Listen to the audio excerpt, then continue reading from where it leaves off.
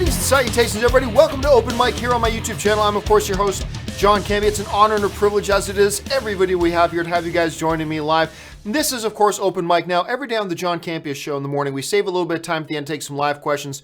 But here on Open Mic, that's all we do, is just take live questions. So, without wasting any time, let's dive right into it today. And we're going to get started today with the first question coming to us from Patrick Conway, who writes, Peyton Reed doesn't get enough praise for saving Ant-Man. Well, I mean, I don't know.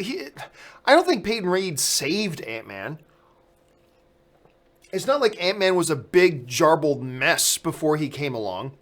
I mean, there was behind-the-scenes turmoil because, you know, the film that Edgar Wright wanted to make was good 5 years earlier when he came up with the idea. By the time they got around to actually doing Ant-Man, the Marvel Cinematic Universe had taken some twists and turns, and the movie that Edgar Wright wanted to make wasn't quite in step with the rest of the MCU. He didn't want to make a movie different than the one he had pitched, and Kevin Feige didn't want that movie anymore because it didn't fit within the MCU. So he walked, and no blame on either of them. I totally understand where both of them were coming from, but Ant-Man was still kind of in a good place. And Peyton Reed came in and did a very good job, and I think he does get a lot of good credit for what he did with Ant-Man. But I don't think he necessarily stepped in and saved Ant-Man. You know, it's not like a Solo situation where the movie was a complete mess, wasn't anything like it was supposed to be, and in comes Ron Howard and saves it and makes it a good movie. I don't think that was the situation. I think all the building blocks were still there for the movie. That's why you see Edgar Wright's name all over Ant-Man as an executive producer and all this kind of stuff. So, Peyton Reed gets credit for Ant-Man because he directed a really good movie. And he directed a really good movie with Ant-Man 2, Ant-Man and the Wasp.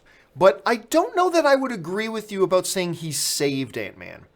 Because that kind of infers that Ant-Man was a terrible, awful mess of a movie before he came in and made it something usable, you know? So, and I don't think that was the case. So I'm going to disagree with you on that a little bit, Patrick. Let's see. Zach Kaplan writes, if allowed, how will Rian Johnson approach his new trilogy? With the immense amount of fan backlash from The Last Jedi on his mind, what do you think he'll do differently? He won't do anything differently, nor should he do anything differently. He should make, look, this is the same guy who made Looper. Awesome movie. This is the same guy who made Brick. Awesome movie. And the fact of the matter is, no matter how much people want to deny it, the majority of people who saw The Last Jedi liked it a lot. There's a good amount of people who didn't. Totally understand that. Totally fair. But never be confused the loudest screamers. That sounds like I'm disparaging. I don't mean, I'm just saying don't misjudge or mischaracterize the people who are the loudest with being the majority. They're not. The majority clearly are of the people who like the movie. He shouldn't approach it any differently. He should just make the best movie that he can make. And it's obviously going to be a totally different story because it's going to be set in a different thing altogether. But yeah, he shouldn't take anything differently. He shouldn't do anything differently. That's why he's a Hollywood director with tons of critical acclaim and the respect of his peers across the industry, and a lot of other people are not. I mean, that's just the way it is. So what should he do differently? Nothing. How much should he listen to a bunch of people who know nothing about directing films and will never work in the film industry in their life? He shouldn't. Look, I say this about everybody, even filmmakers I don't like. Famous NFL coach once said, coaches who listen to the fans are destined to be sitting with them next week. He's the director. He's going to do his thing. And maybe he'll make a movie that everybody loves next time. Maybe he'll make a movie that everybody hates. Maybe it'll be a movie that'll be split down the middle. Who knows? But he needs to make his movie and not listen to people who know nothing about filmmaking. I mean, you know, I say that all the time about filmmakers I don't like. The fact of the matter is they're director. They're in this business. Coaches who listen to the fans are destined to be sitting with them next week. And he should listen to himself and just do his own thing, and that's what he's going to do. And that's what Disney wants him to do. Now, you may not like that. Well, tough if you don't like that. He's the director. You're not. I'm not. I can have some theories about what I'd like to see. You can have some theories about what you'd like to see. Sure, maybe he'll do them, and maybe it'll turn out great. Maybe it'll turn out terrible, whatever. But he's the director. He should not listen to anybody but himself. He should only go by what he thinks works. That's why they're paying him. That's why he's respected by every director in the business. That's why he has the position that he has. And he needs to either succeed or fail not on what random internet tough guys anonymously yell at him from the internet. He needs to succeed or fail by doing what he does. And that's what he needs to do. And then it's up to Lucasfilm and Disney to decide ongoing if that's good enough or not. But as long as he's not, and I would say the same thing to you, no matter who you are, you need to do the best you think should be done. Not according to what a bunch of people who know nothing about filmmaking from the internet. You need to do what you, and then you need to succeed on that, or you need to fail on that. So, anyway, he shouldn't do anything differently, nor will he do anything differently. Obviously, it's going to be a different movie with different characters and a different story altogether, but as far as his overall approach to filmmaking, he's gotten pretty far doing his thing, so he needs to continue to do his thing. And again, I'm not saying that means the movie's going to be good. It might be terrible, but he needs to make it good or make it bad by doing what he thinks is best. And I think the same is true of every filmmaker. Just do what you think is best and then, reap the benefits or the consequences afterwards. I mean, that's all you can really do as a filmmaker or as an artist of any kind. All right. Next one comes to us from Ben Kenobi says, "It's over, Campea. I have the high ground." One of the most ridiculous lines, oh my God, in the history of Star Wars. I have the high ground. Oh, I'm sorry. Like, oh my God, I could go on for an hour about the ridiculousness of that line. Chris Miner writes, "But John, you said Ant-Man and the Wasp is a good sequel and a good movie, but not as good as the first. I guess you hated it." I'm joking, of course. Yeah, of course, I've been dealing with that. Whole bunch of people on Twitter saying, Campea said he didn't like Ant-Man and the Wasp. I'm like, I said I like it a lot. I just said I didn't like it as good as the first one. Well, that means you didn't like it. Oh my God, shut up. Yeah. Ignorance is everywhere. And by the way, this has drove me crazy. I had a bunch of people. So what I wrote in my tweet about Ant-Man and the Wasp was I said, hey, you know what? Some better character development in this one and a little bit more charm in this one than the first one. But overall, I like the first one better. Is that confusing? Because I had a few people tweet to me as if I just said, it's dry, but it's wet. It's high, but it's low. Because they were like, well, that doesn't, like I had a couple people go, Campea, that doesn't make any sense. How can you say it has more charm, but it didn't say it's not as good as the first one? That's completely doesn't make any sense. I'm like, are you being serious? Are you being serious? Like, I was just completely befuddled. Like, I could not believe somebody didn't understand that. It's like, hey, you know what? You can have a car. There's 1,000 pieces to a car. And I can say, hey, the steering wheel in that car is better. And the color of the paint is better. But overall, I like this car more. Is that confusing?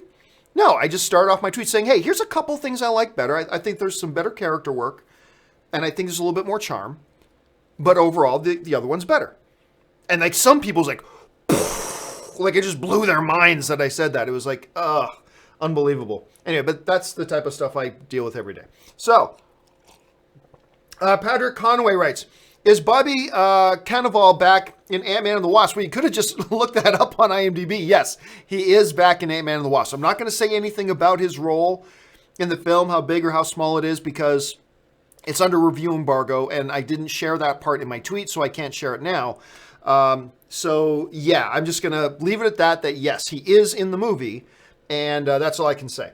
Let's see. The number Thor writes, thoughts on the Denzel Washington movie Two Guns? I was just asked this question, just 2 weeks ago. And actually, I think number Thor, I think you're the one who asked the exact same question, the one with Mark Wahlberg. Yeah, I already took that same question from you, and I've already answered it. So refer back and go find out the answer to that, because I've answered that one before. Jay Bling writes, is the giant ant playing drums a problem in Ant-Man and the Wasp? Speaking of ants and bugs, stink bugs are the most annoying bugs ever. Well, I can't answer any questions about Ant-Man and the Wasp that I don't refer to in my tweet. Because we were allowed a social media reaction, but we can't review the film until Wednesday. You asking me questions about Ant-Man and the Wasp, like, did I like this? That's reviewing. Like, I can answer, was Bobby Cannavale in the movie? I can answer that. That's on IMDb. Yes, he's in the movie. But that's not giving any of my opinions or thoughts on the movie. And I got to be very careful because I want to respect embargo, and embargo lifts on Wednesday morning. I'll talk more about it at that point. Let's see. ZOMG Ruler writes, critic reviews for Disney seem predictable nowadays. Yeah, because they keep putting out great movies. Look, if you put out a great movie, critics are going to give great reactions. What do you expect? You expect them to put out a great movie and then critics to go, oh, that sucked. If you keep putting out good movies, then yes, it's predictable what the critic reaction is going to be. And they just keep putting out really good movies. I mean, God's sake, look at this year alone. Like, Black Panther, amazing. Infinity War, amazing. Incredibles 2, amazing. You got now Ant-Man, and I don't think it's as good as the first one, but it's still a damn good movie. And there are actually a bunch of people who like it a lot more than I do. So, critic reviews are predictable. Well, that's because it's just kind of predictable. Disney's going to put out a really high quality, entertaining film that audiences are going to like. What do you expect the critics to say? That it's not good when it is? So it's not that critic reviews are predictable. It's that the quality of the Disney films lately have been very predictable. Notwithstanding like A Wrinkle in Time, which was total crap, but notwithstanding that one, but by the way, the critics gave A Wrinkle in Time a bad review. Look up the critic rating for Wrinkle in Time. It's a Disney film, but it's a bad Disney film, and so the critics gave it bad reviews. That's how it works. You put out good movies, gets good reviews. You put out a bad movie like Wrinkle in Time or Cars 3 or whatever, doesn't matter that you're Disney. Critics are going to give it a bad review. So it's not that the critic responses are predictable. It's that the quality that Disney is putting out seems to be becoming predictable. So anyway, yeah, that's just the way I kind of see that. The other black guy writes, could Luke Cage take Captain America in a fight? Nah, he's actually not a very good fighter. And no matter how tough his skin is, as tough as not his skin is vibranium. So yeah, Captain America would take him down. I think like Black Panther, also armed with vibranium, Black Panther would also take Luke Cage down. He's not a very good fighter. That's just kind of something that I get from the thing. So I think a lot of the MCU, Thor would obviously take him, Black Panther would take him, Captain America would take him, Iron Man would take him. Yeah, he wouldn't rank very high on the list, to be honest. Zach Kaplan writes, will Damien Chazelle use music in First Man the way he did with Whiplash and La La Land? How will it set it apart from most Apollo 13-esque films? Well, no, I really can't imagine that he will. Listen to me. Now, for all I know, First Man is a musical. As far as I know, it's not. I could be totally wrong about that. But no, what's going to set it apart from other Apollo 13-esque? Well, how many Apollo 13-esque movies are there? Like, 20 movies come out a year that surround a murder mystery. Does one have to be a musical to be set? No, you set it apart because it's your own incarnation. It's your own interpretation of the story and your own telling of the story. You don't need to completely change the DNA of it to make it its own standalone movie. So like, when's the last time we had an Apollo 13? Years? It's been years. But we'll get tons of cop movies and tons of romantic comedies and tons of murder and tons of whatever, tons of but Avengers 4 doesn't need to be a musical, right? To differentiate itself from Avengers 3, you don't need to make it a musical. So I think there's lots of things, especially in the tool belt of a filmmaker like Damien Chazelle. I think there's a lot of ways and a lot of things he can do to make this his own incarnation.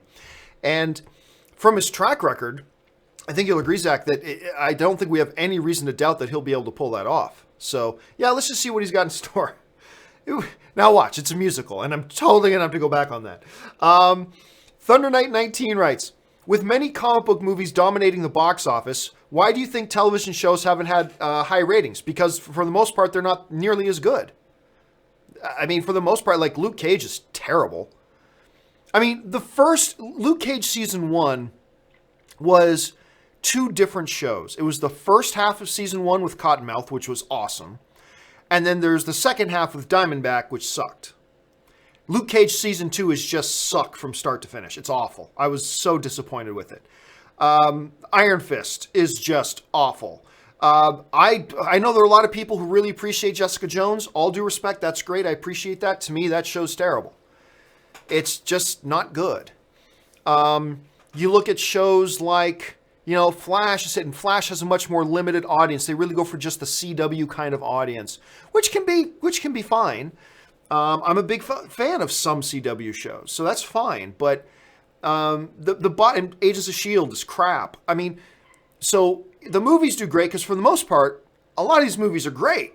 Like whether you're talking about Deadpool or you're talking about Black Panther or you're talking about Avengers, that's one thing. Just because something else is also of that genre doesn't mean it by nature and automatically and presumptively is going to have the same success. The fact of the matter is the quality difference between the comic book movies and the comic book television shows is a huge chasm of the huge difference in quality between the stuff that's on TV and the stuff that's in the movies. And that's why you don't see as much attention or as much interest in the television stuff. At least that's just the way I see it. That's just my opinion on that. All right, let's move on here. Stefan Gonzalez writes, watch Thoroughbreds, and it was a slow but good movie nonetheless. Anton was great. I prefer his final performance in Troll Hunters Season 3 as a better send-off. Oh, I'll disagree with you on that. I will. But I thought he was so good in Thoroughbreds. And you're right, it's slow. But this is one of the things I always talk about, is that a lot of people confuse pace with whether it's a fast-paced or slow-paced show. You can be a slow-paced movie or a slow-paced show and have cadence. You know what I mean? But there are some movies and some TV shows that just have no cadence. They have no pace. Even though they can act like it's really fast or whatever, they just have no pace. I found Thoroughbreds as one of those movies that was very slow and deliberate, like a slow burn, but it definitely had cadence to it. You know what I mean? Like I could feel the beats. If you want to use music analogy, I could feel the beats and the rhythm of the narrative as it unfolding. And it was a slow jam for sure, but it definitely had cadence. And I thought he was fantastic, and I really quite enjoyed Thoroughbreds. Like not top 5 movie of the year contender or anything like that. But yeah, and I much prefer it to Troll Hunters personally. But hey, that's why all this is subjective. You have your opinion, I have mine, and yours is no less or no more valid than mine. So there you go. Let's see. Daniel Quintana writes, are there any shows / movies you should like but don't? I love cop comedies, i.e. Hot Fuzz, 21 Jump Street, but I don't like Brooklyn Nine-Nine. No, there is nothing you're supposed to like. Anybody who tells you that, ignore them. There's nothing you're supposed to like, and there's nothing you're not supposed to like. I don't like Brooklyn Nine-Nine either, which really is crazy because I really like Adam Sandberg, especially his stuff with Lonely Island. I am a big fan of his. I'm a big fan of Terry Crews, and but it just didn't work for me. The humor, it felt a little bit 1990s sitcomish for me. The humor just never worked for me. Now, some people are screaming at their computer monitors right now because there's a lot of people that love that show, and that's great. Humor is subjective, television is subjective, but never let anybody tell you what you are supposed to like and what you're not supposed to like. You like what you like, and you dislike what you dislike, and there's nothing wrong with that. And by the way, yeah, I'm right with you. I really like Hot Fuzz. I really like 21 Jump Street, and I also do not like Brooklyn Nine-Nine. I mean, I was happy to hear it got renewed because I was happy for everybody who's a big fan of the show, because I know a lot of you guys were fans of the show, so I was really happy for you that it got renewed. But I mean, I had no vested interest in it because I've watched about 6 or 7 episodes and none of them worked for me. But that doesn't mean they shouldn't work for you. It's just that they didn't work for me. That's all. Okay, let's see. Next up, Murray Reich writes, saw Jurassic World 2 last night and thought it was okay. Villains are so weak, typical cartoony, and there was one side character I couldn't stand. Ending left me feeling very unsatisfied. Last Jurassic World movie, in my opinion, was better. I don't disagree with any of your criticisms. I actually find myself, I basically agree with all your criticisms. I'll disagree with your final line, though. I still think this one's better than the last one. But I find myself completely in alignment with most of the villains. Definitely weak, cliche-ish, animated kind of villains. Completely agree with you on that. I'm not quite sure which side character you're talking about. There is a bit of an unsatisfying ending to it as well. For sure there is. I completely agree with you on that. And I've got a few other criticisms as well. Like I said, I like Jurassic World Fallen Kingdom. I think it's an entertaining film, but it's by no stretch of the imagination a great movie. You know what I'm saying? And so, yeah, I agree with almost everything, Murray, but I just still think that this one is overall a better entertainment package than the first Jurassic World was. But hey, that's up for debate. That's totally up for debate. And you see it one way, I see it the other. All right, let's see here. Number Thor writes, Could we get an A-Team movie with the original cast? No, that would never happen. Could we get an A-Team movie with the original cast back? As the last movie never really touched the quality of the TV show, we could just get Murdoch, BA, and Face to go on one last mission. Well, okay, first of all, number 3, that would never happen. And without George Papard playing Hannibal, what's the point? Anyway, the other big thing is you're confusing the actors being in a movie with it being a good movie or not. Putting these actors in it won't make a script good. Putting these actors in it won't make a story good. Putting these actors in it won't make a movie good. The best an actor can do is take the material they're given and just, do the best with that material, but they don't make the material. They're not the ones who write the story or write the dialogue or anything like that. And frankly, I liked the A-Team movie. It wasn't great, but I liked it. Liam Neeson, Rampage Jackson, Bradley Cooper, the guy from District 9. I don't know why I'm freezing on his name right now because I like this guy a lot, but the guy from District 9. I actually thought it was a pretty good movie. It wasn't great. I thought it was every bit as good as the television show. I think we might be looking back at the television show with some rose-colored glasses. Like, believe me, A-Team has a very special place in my heart, that show. But like when you go back and watch, like a couple years ago, I watched a couple of episodes late one night that were playing on reruns. Like, whew, this was really cheesy. So I think we might be looking back on it with a little bit of rose-colored glasses. But yeah, so number 1, there is simply no point in doing one with the original cast without George Papard. I mean, there's just no point. Secondly, just because you put these original guys, and these original guys in it, like, what's Benedict, what's his name now? I forget the guy who played Starbuck and played Face. Something Benedict. And I cannot remember his name. But anyway, I can't even remember. I don't even sure how old these guys are now. For heaven's sakes. So, nah, I wouldn't want that. And no, we would never get, no studio's going to put money. And it would flop. It would completely flop at the box office. No doubt it would absolutely flop. Let's see here. Lawrence RBE writes, John, Black Panther is currently $699,745,468. Will it hit the $700 million mark in your opinion? I think it would be a feather in its cap. I can't see how it would. Hold on a second. Let me look up something here. Let me look up the box office mojo. Where is Black? No, it's not. Black Panther this past weekend, made $74,000. The movie still needs to make $250,000. Next weekend, it's probably going to make about $20,000, and then it's going to be out of theaters. Like, it's only in 115 theaters right now. Probably by next week, it'll be down to about 20 theaters, and then it'll be gone. So no, it's not going to hit the $700 million mark, but who cares? I mean, for all intents and purposes, it made $700 million bucks. I mean, I know when I'm going to talk about Black Panther, I will say, Black Panther made $700 million at the box office. Yes, technically it made $699,745,486. Yeah, I get that. But it basically made $700 million. So no, it's not going to reach. So it's not officially going to reach $700 million. It's run out of steam. There's nothing left in the gas tank. And it's all on home video now, and everybody has it already. So it would be a cool little memento. Yeah, it would be an extra cool little trophy to put on its mantle for sure. But it's just not possible. It's not going to hit $700 million. But like I said, to me, it's hit $700 million. I mean, that's just for all intents and purposes. Let's see.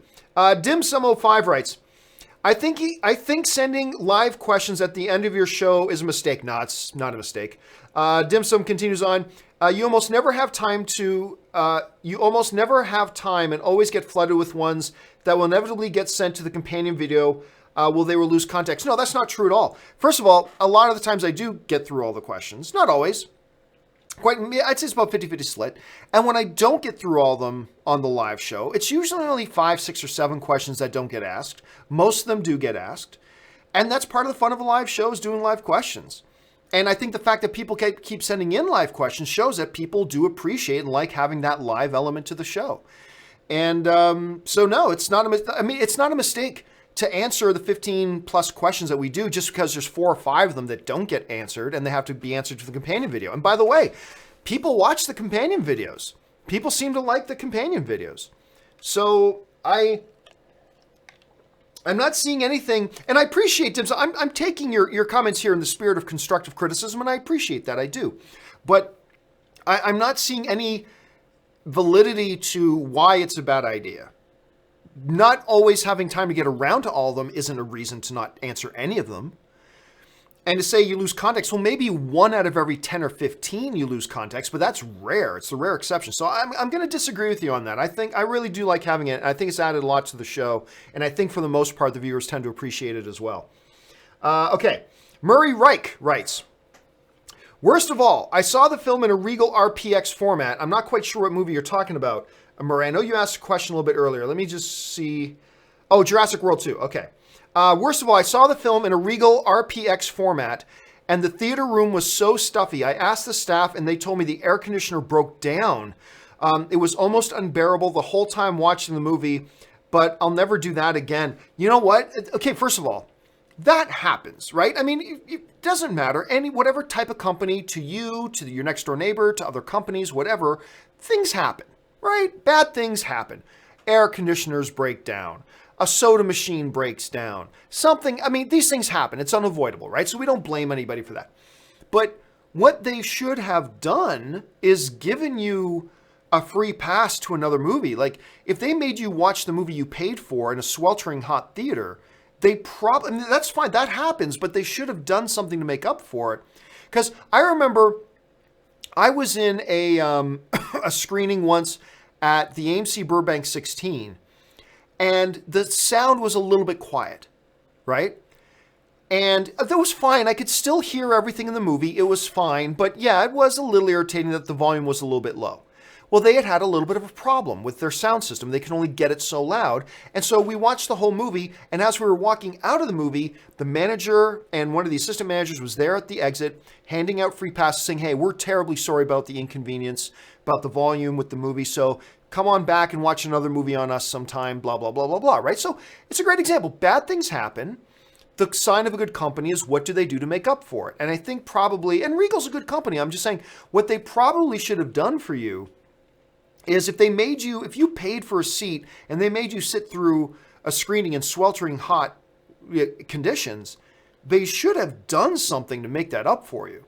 Like they should have, and if they acknowledge, yeah, it was our problem, our AC broke. Okay, I'm not mad at you that your AC broke, but can you do something to compensate me for the inconvenience I just went through?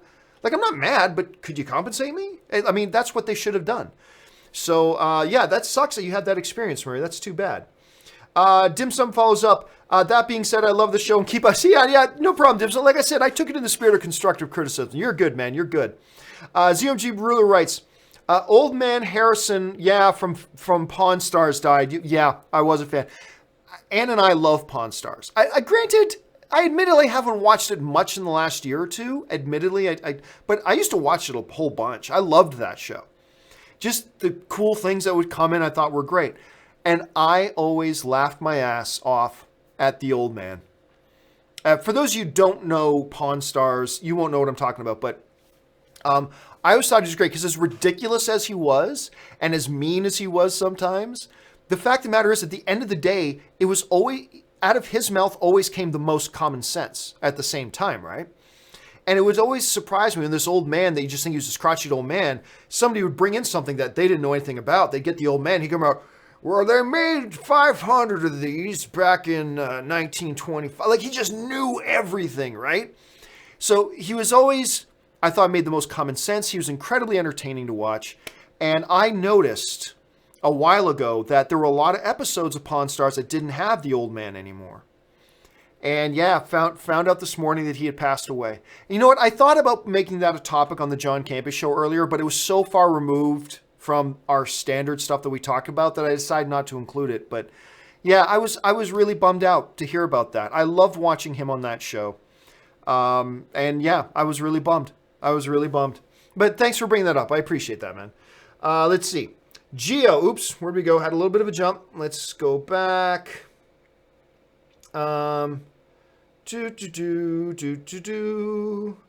Sorry, still going. Geo, here we go. Geo writes, Winona Ryder is, in my opinion, an underappreciated actress. I mean, I disagree, but maybe that goes to your point. Like, I don't appreciate, I think she's a good actress. I think she is a solid actress sometimes. I think there are times when she can really bring it, and I think she does not always really bring it. Like, for instance, I just thought she was terrible, and I thought she was the weakest part of Stranger Things. I really do. I think she's the weakest part of that show. But then again, there's some things like, then she's in something that you would not imagine her in at all, right? She's in Star Trek playing Spock's mother. Granted, it was a small part. And I thought, that's a terrible miscast. And I saw her in that, like, she was really good in that, right? She can do that. She's got a new little romantic comedy coming out with Keanu Reeves as well, which is kind of interesting. I can't remember the title of it off the top of my head, but I remember the trailer looks pretty interesting. So I think Winona Ryder can be a solid actress. I don't know that she's underrated, though, to be honest with you. But hey, that's what being underrated is, that you think a little bit more highly than a lot of other people do. And so you're using it to the proper terminology. I guess I just don't feel the same way. That's all. Number Thor writes, better show in your opinion, Hercules with Sorbo or Xena? I like Xena, but Hercules is great, and Sorbo will always be Hercules to me. So Hercules is my favorite show out of these. Yeah, I'm going to agree. I'm going to go with, like, I appreciated Xena, and I appreciate, no, full disclosure, I was never a mad fan of either of the shows. Like, I would watch them, sure, but I was never like a big Hercules fan. I was never a big Xena fan, whatever. But, I mean, there was a cornballness to Sorbo's Hercules that instead of just being cheesy was actually really charming. And I'll be honest with you, out of all the I prefer Kevin Sorbo's other show, Andromeda. I liked Andromeda more than I liked Hercules, but there was that cornballness that was actually just really charming about Sorbo's Hercules. And I liked Xena as well. But yeah, I think I'll agree with you on that one. I'm going to lean towards Hercules on that too. And it was the show that took over from Baywatch for the #1 watch show in the world for a while. A lot of people forget that Hercules, for a period of time, was the #1 watch show in the world. And that was after Baywatch was like the #1 watch show in the world for like 4 years straight. And Hercules was the show that bumped it off. So interesting Hercules stuff there. Let's see. Number Thor writes, thoughts on the 50 Cent Bruce Willis movie? Oh, Setup? Like the one from like 2010? And I think Ryan Felipe was in that too. Oh, that was trash. That movie was total trash. I'll be honest with you, Number Thor, I don't even know why you're bringing that movie up. That movie was terrible, straight to home video kind of material. So who else was it? It was Bruce Willis. It was 50 Cent. It was Ryan Felipe. I'm trying to remember who else was in that. Who cares? It was a terrible movie. It was absolutely terrible. That's my thoughts on it. ZOMG Ruler writes, think Batman vs. Superman will ever be compared to The Shining? Well, I suppose somebody out there somewhere may have compared it to The Shining. I don't know why they would. I'm sure somebody will, but will, in general, the mass public compare Batman vs. Superman to The Shining? No. Completely different movies. And on completely different quality levels. Tacky75 writes, Marvel's Infinity War VFX feature literally gives away the entire movie.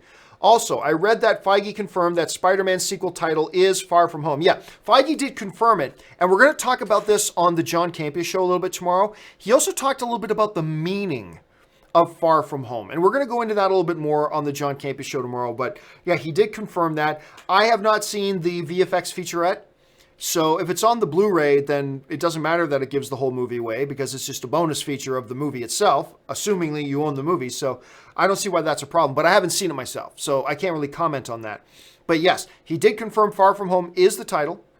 I don't believe for a second that Tom Holland accidentally revealed it. That was planned. That was choreographed. But we'll talk a little bit about that more on tomorrow's The John Campea show. But you're right about that, Taki. Kendall Burr just sends us a super chat. Thank you, Kendall. Matthew Mendez writes, big fan, John. Keep up the good work. Thank you so much, Matthew. Since we are now at the middle part of the year, will you make a top 5 or top 10 films of the year so far? At the end of June, so next week, we will be at the official halfway mark of the year, and I'm going to do my own little mid-season Academy Awards. Like if the Academy Awards were now, only halfway through the year, what would be the award winners? Who would be nominated for Best Actor? What would be nominated for Best Picture? That sort of thing. So I am going to do that in, what day is it today? It's the 25th. So yeah, a little under a week from now. I'll be doing that. Probably on Sunday, I'll put that video up. Maybe Sunday or Monday, something like that. So keep your eyes open for that. I will be doing that. Let's see. Hector Jeter writes, did you see Jurassic World 2 post-credit scene? No. I don't think I did. Did I? I don't think I did. I'm not even positive there was one. So, I mean, there's that. So, no, if there is, or maybe I did see it and I just forgot that it was a post-credit scene. So, off the top of my head, I'll say no. Maybe I did, but off the top of my head, I'll say no. So, I'm going to say no that I didn't. Warrington Train Spotter 2778 writes, hey, John, hope you're well. Thank you so much, I am. Are we still likely to get an Uncharted movie, or is it dead as movie video games have sucked before? Well, as far as I know, it's still coming. And speaking of Tom Holland is cast as Nathan Drake. They've got a director on board. They've got him on board, Tom Holland. So as far as I know, they're moving ahead because they were already they were already well into pre-production on that and developing that thing and getting it put together. So I don't think the disappointing box office results of Tomb Raider probably threw it off too much. It probably threw off the disappointing box office results of Tomb Raider, a well-known IP, and it was actually a pretty okay movie. And it still didn't do well at the box office. That probably derailed a bunch of other comic book movies that may have been in the discussion phase. But I think Uncharted was far enough along and they believe in that enough and they got a big star attached to it that I think it's probably still going to move ahead. We don't know anything official on it at this point yet, but keep your ears open. But as far as I know, it's still moving ahead, as far as I know. Okay, let's see. House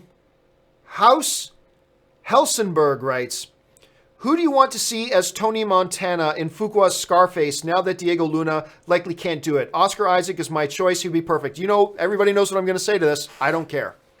Any good actor. Put any good actor in and I'm be perfectly happy with it, as long as it's a talented actor. That's really, I mean, hey, if Oscar Isaac got it, sure. But Oscar Isaac's kind of an obvious choice at this point. But nothing wrong with an obvious choice either. But Oscar Isaac, sure. I'd be fine with that. But I could, you could also list off 50 other talented actor names. And I'll go, yes, that's fine too. Yes, that's fine too. So I don't care. I don't care. As long as it's somebody with talent, then I'm perfectly happy. Let's see. Samir Tesfaye writes, people are idiots. May the force be with you, John. Well, within us all, we have the capacity to be idiots. You've been an idiot sometime in this last week. I've been an idiot sometime this last week. Everybody can be an idiot now and again. Isn't it true? Some people more times than others, but it's true of all. It's unfortunate. That is a very good human observation of us all. Gerald Quinata writes, Hugh taking on the main card of 226. I'm assuming 226 is the Stipe DC fight. I'm taking Stipe. I'm taking Miocic in that fight. I wouldn't put a single dollar on the fight, though. Daniel Cormier is a beast. Okay? And I believe without juice, he beats John Jones, too. So Daniel Cormier is a beast. However, the reason I'll take Stipe is that one of the things that has always given Daniel Cormier an edge over his opponents is he is so much of a better wrestler than any of his opponents. Stipe is a damn good wrestler.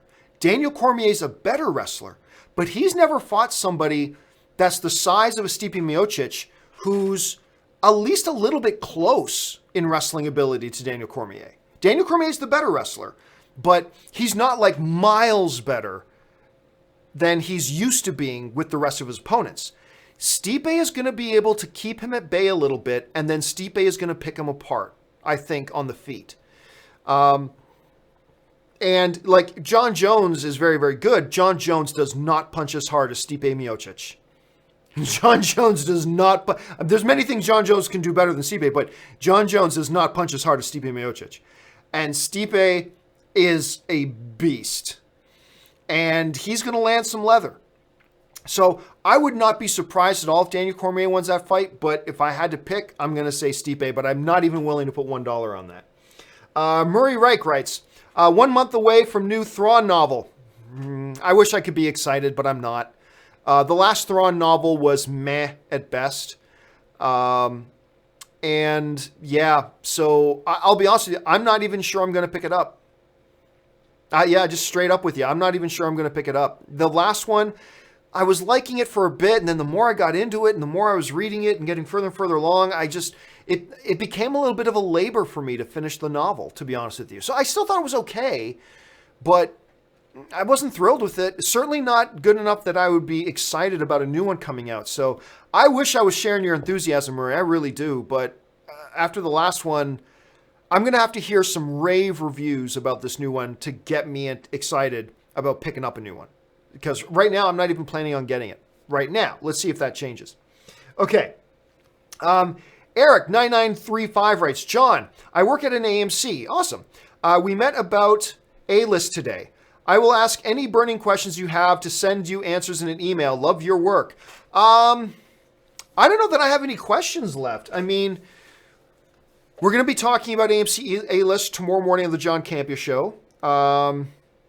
Yeah, I mean, I guess my one question I would have, and I sent this to Steven, who is the COO, or the CMO, the Chief Marketing Officer of AMC. I sent him an email basically asking, are you committed to this?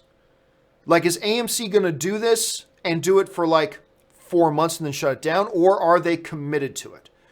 I think they're committed to it, but I wrote, like I say, Stephen Caldanaro, and who is the CMO of AMC, wrote to him. I haven't heard back. He may not get back to me. I don't know. He's a little bit of a busy guy.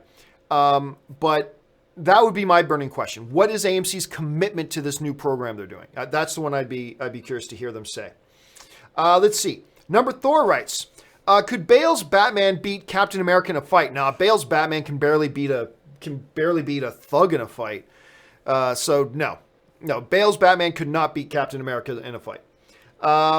Chris Yeager writes, did you hear about the secret Disney conference call about Star Wars and Bob Iger not happy with Kathleen Kennedy? First of all, I'd be very, hold a second.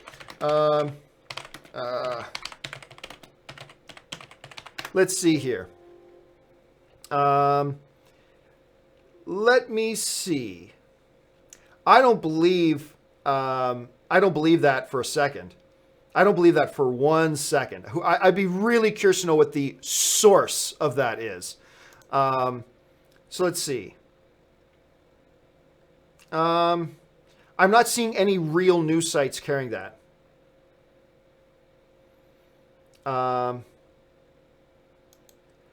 Let's see here.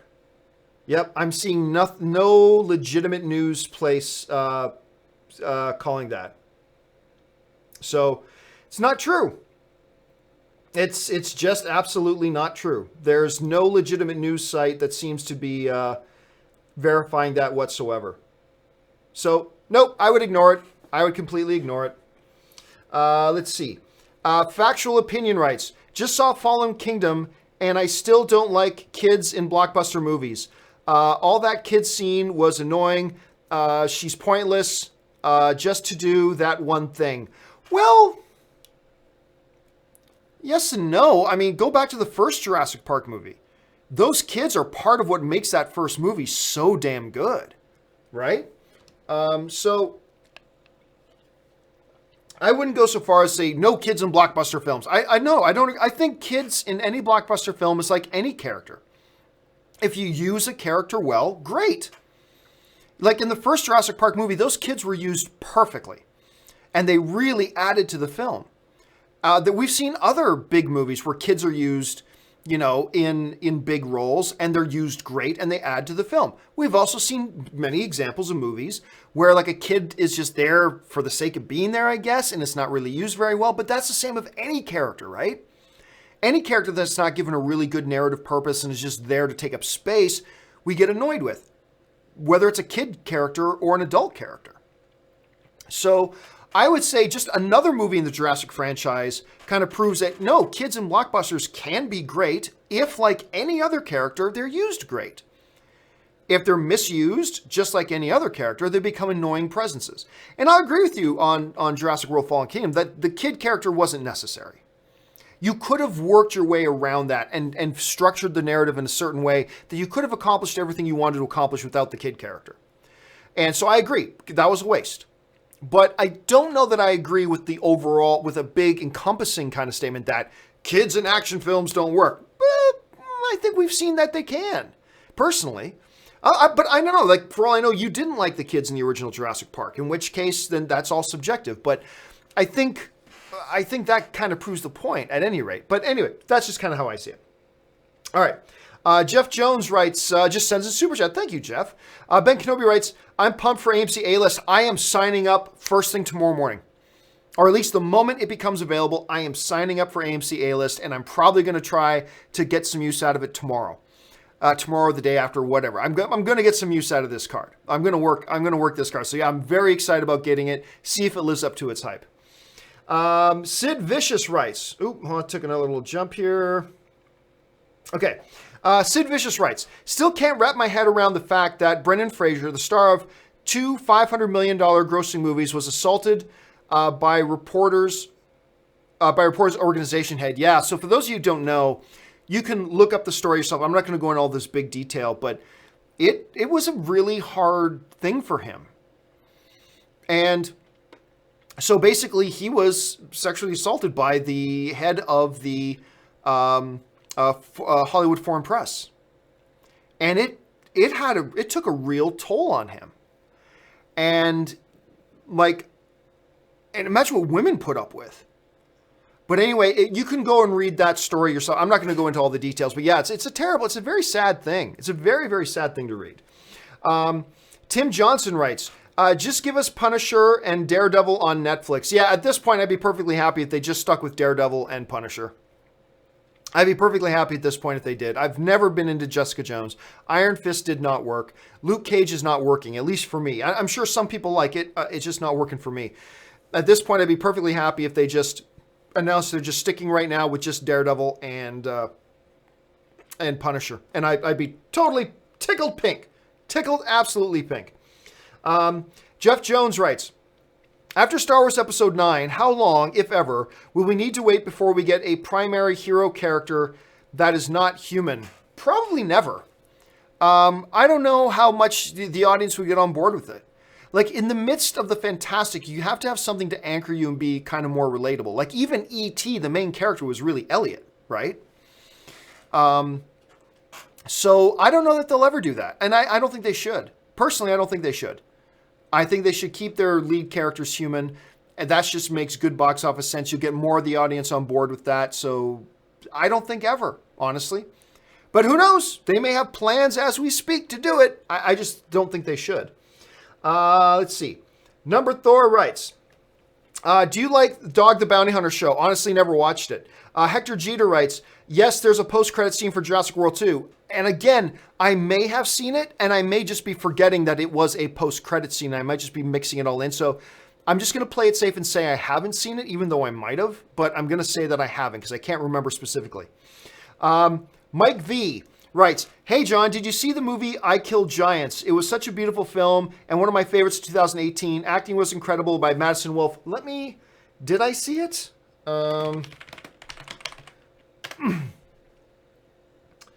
No, I did not see it. Nope, I haven't seen this one.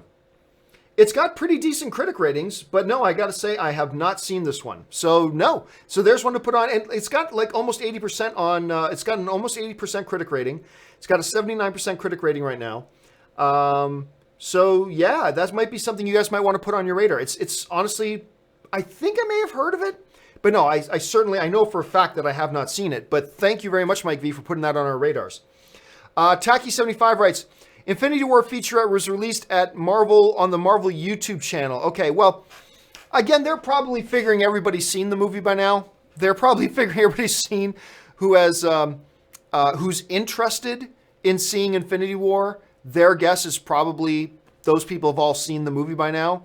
But again, I haven't seen the featurette, so I can't comment on it. I can't say what it does and doesn't do and how well or how badly it does it because I haven't seen it myself. So I can't really comment on it at this point. But I will go and keep my eye. I'll go check that out. I will go and check that out.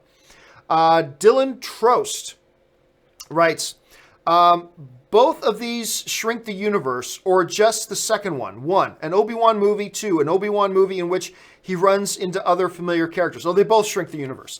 Like, remember, my whole analogy about Star Wars and how it shrinks the universe is this. Do you live in a big city or in a small town? Because I live in a big city, right? I live in Burbank, but, for the most part, it's Los Angeles. I live in Los Angeles. I can go out and go walking around the streets and all that kind of stuff for months and never bump into somebody I know. Could happen. I could literally walk around the streets of Los Angeles for months and never bump into somebody I know, because this is a huge, vast, sprawling city. Now, if you take a little Bumplekin, we'll call the town Bumplekin, little town Bumplekin, population 500. Well, guess what? If you go walking on the streets, the odds are you're going to bump into somebody that you know almost every time you go out. So the more and more we step into Star Wars and we're constantly bumping into things we already know, it's a smaller and smaller and smaller town. Like, the Star Wars universe isn't Los Angeles, it's Bumblekin. It's not a vast, sprawling metropolis of a city of millions. Nope. It's Bumblekin, population 500. Because every time you step out that door, you're bumping into 18 people you already know. Oh, look, there's C-3PO again. Oh, look, there's the dude that threatened Luke at the Mos Eisley space station, at the Mos Eisley bar. We ran into him in Rogue One. Oh, look, now we're bumping into Obi-Wan again. Oh, look, now we're bumping into Yoda again. Oh, now look, we're like, every time you step out the door, you're bumping into 50 people you know. Is that Los Angeles or is that Bumblekin? Tell you what it is. It's Bumblekin. You keep shrinking it. The more and more, every time you step into the universe, you're constantly bumping into people you know. You're shrinking it more and more and more and more. Sure, you may also see some people you don't know, but as long as every time you step into the universe, you're bumping into things you already know, it's shrinking it more and more and more. And I would love it if they just started expanding this universe. It would be great. I would love to see that so much. Anyway, final question of the day.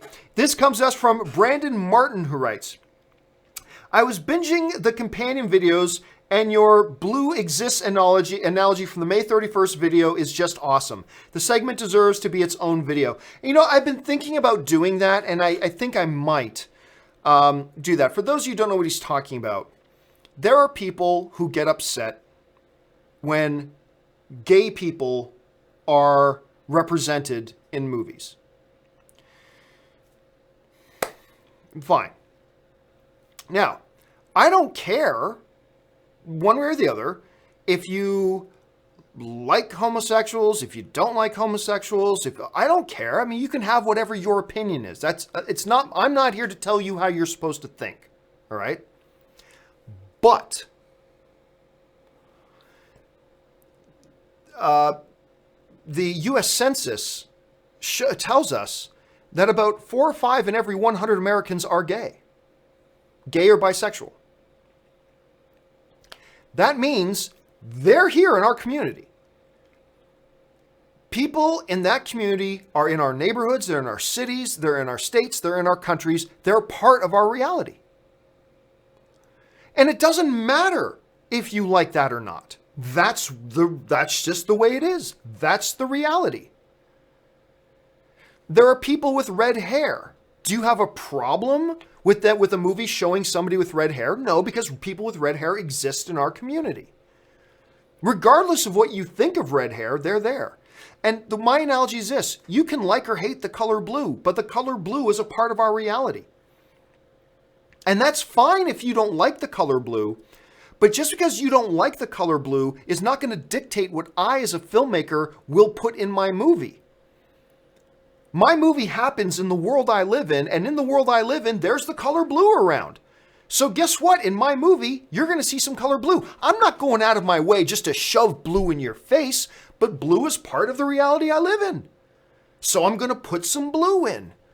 I'm not going to paint everything blue. Everything in this world is blue. Blue, blue, blue, blue. No. But it's the fact. Blue is a part of the world I live in, and therefore if I make a movie, I just may decide to put the color blue in it because that's representative of our world. There are gay people in our community. They're real people. And that's the real world we live in. And so I have no problem with a movie having gay characters in them. Or heaven forbid, putting them in a lead role. And guess what? The world doesn't revolve around you. The filmmakers aren't putting gay characters in their movies just to get in your face. No, they're just they don't care about you. They could care less whether you like it or not. They're not doing it just to spite you. They're not doing it to shove it in your face. They're not even thinking about you. They're just putting them in their movies because it's representative of the world we live in. And it's representative of the world they live in. So it's fine if you don't like the color blue. That's fine. Just don't expect me to edit out and to censor out of my world, of my worldview in the movies that I make, of the world I live in. Don't expect me to censor out blue just to keep you happy. It's the real world. Anyway, so I will probably make a video about that because it is how I feel about the whole notion and things. So anyway, that's just how I feel about it. Guys, I said that was the last question. Then a couple more of you sent in. All right, I'll just take these last two. Don't send any more. Raw Nation saying that Iger KK story came from Grace Randolph. No comment. ZCM Zombie writes, will you watch and review Luke Cage Season 2? I have watched Luke Cage Season 2. I did review it in a tweet. It's all the effort I'm going to give it. I found it to be a laborious, unwatchable mess. I thought it was terrible. I thought Luke Cage Season 2 was just dreadful. Not as bad as Iron Fist, at least. And Iron Fist he pops up in one episode in this movie, but not as bad as Iron Fist. Iron Fist was worse, but that's not saying much. This was a dreadful season. It was a dreadful, dreadful season. And I'm sure some people like it, and that's great, but to me it was just so outrageously disappointing. I was really disappointed in it. But hey, that's just me. All right, guys. That will do it for today's installment of Open Mic. Thank you so much for being here and talking. Remember, I'm giving my opinions, but just because those are just my opinions. My opinions, and the reason I give my opinions is not to make you think the way I think. I just give my opinions so you can better understand the position I'm coming from, and hopefully I'm articulating my opinions in such a way that help you better understand your own opinion, whether it's the same opinion as mine or different from mine. I'm not sitting here trying to get you to agree with me. That's pointless. No, there's no point in me trying to get you to agree with me. But I'm just giving my opinion and hopefully articulating my opinion in such a way that you really understand where I'm coming from. And hopefully that understanding will help you better sharpen your understanding of your own opinion, whether it's the same as mine or different from mine. And that's what discourse is about. And so please take everything I've said in this show in the spirit of that. Please take everything I've said in that spirit. All right, guys. That will do it for me for today's show. Thanks so much for being here. Don't forget, tomorrow morning, 8:30, we got the John Campea Show. A lot of things to talk about. I've already alluded to some of the things we're going to be discussing tomorrow. Make sure you come back and join us for that. And I might be doing a little bit of Warcraft streaming tonight, too. If you're interested in that at all, come on back. We'll talk some movies while I'm running around and trashing up some undead zombies and things like that. All right, that'll do it for me, guys. Thanks for being here. My name's John Campea, and until the next video, bye-bye.